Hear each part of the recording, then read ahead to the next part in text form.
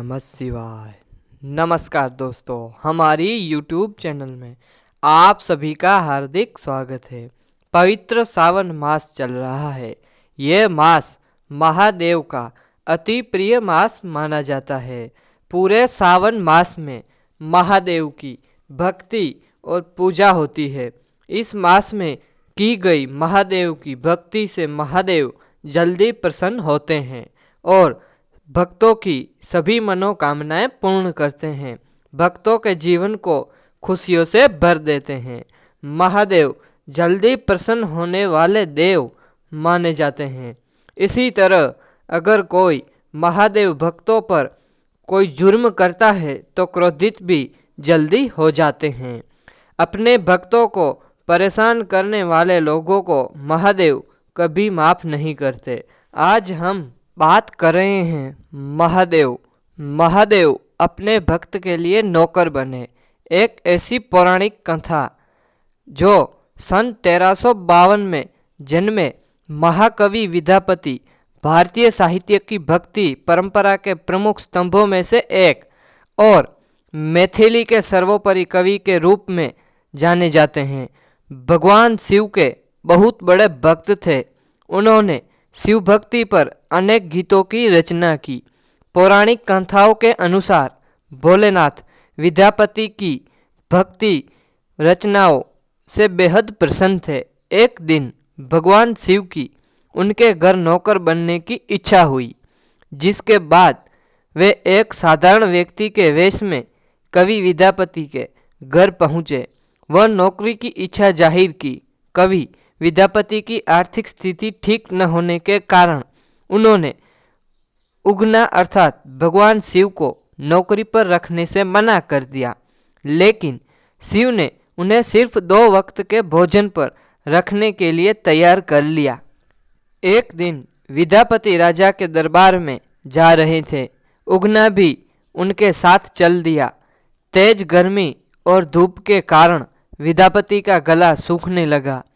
आसपास जल का कोई स्रोत नहीं था। विद्यापति ने उगना से जल का प्रबंध करने को कहा। भगवान शिव ने थोड़ा दूर जाकर अपनी जटा खोली। वो एक लोटा जल ले आए।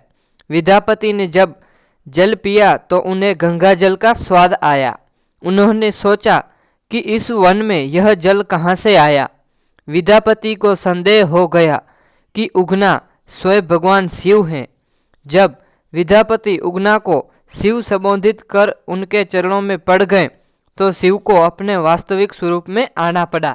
शिव ने कवि विद्यापति के साथ रहने की इच्छा जताई, लेकिन उन्होंने कहा कि मैं तुम्हारे साथ उगना बनकर ही रहूँगा। मेरा वास्तविक परिचय किसी को पता नहीं लगना चाहिए। विद्यापति ने भगवान शिव की शर्त मान ली, लेकिन एक दिन उगना द्वारा किसी गलती पर कवि की पत्नी उसे चूल्हे की जलती लकड़ी से पीटने लगी। उसी समय विद्यापति वहां आए और उनके मुंह से निकल गया कि ये साक्षात भगवान शिव है, इन्हें तुम लकड़ी से मार रही हो। जैसे विद्यापति के मुख से ये बात निकली, शिव अर्ध ध्यान हो गए। अपनी भूल का पछताव करता विद्यापति पागलों की तरह वनों में शिव को पुकारने लगे।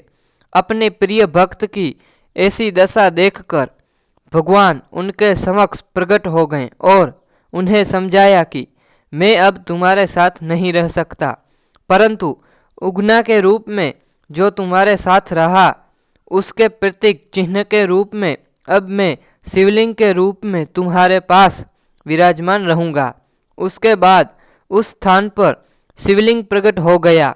उगना महादेव का प्रसिद्ध मंदिर वर्तमान में भी मधुबनी जिला में भवानीपुर गांव में स्थित है।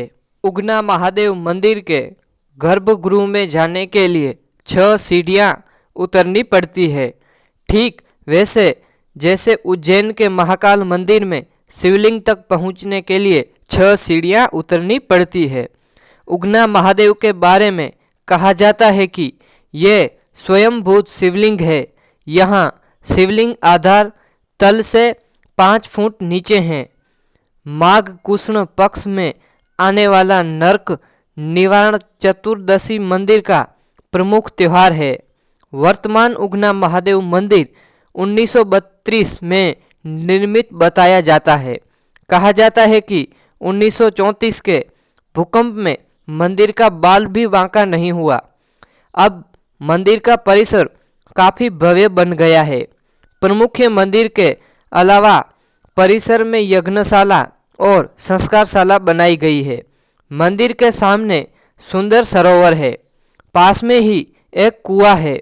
इस कुएं के बारे में कहा जाता है कि शिवजी ने यहीं से पानी निकाला था।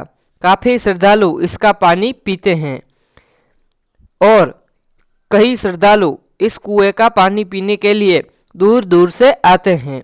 तो देखा ना दोस्तों, आपने महादेव ने अपने भक्त के साथ ऐसी चमत्कारी घटना घटाई। तो दोस्तों, हमारा ये वीडियो आपको अच्छा लगा हो तो एक लाइक करना ना भूलें और हाँ, कमेंट में हर हर महादेव जरूर लिखें। हर हर महादेव।